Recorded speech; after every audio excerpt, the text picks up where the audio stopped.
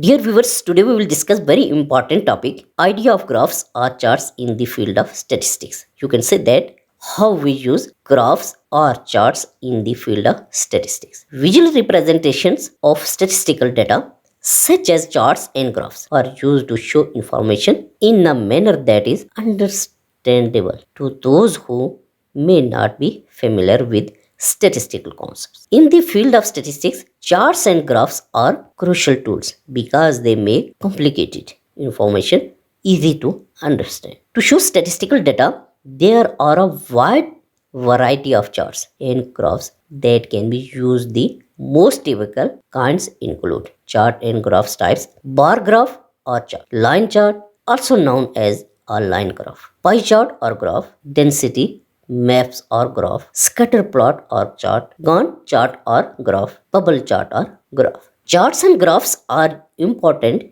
in statistics because they can help to identify patterns and relationships in data that may not be immediately apparent from looking at raw data. They can also be used to compare data from different sources or to track changes over time.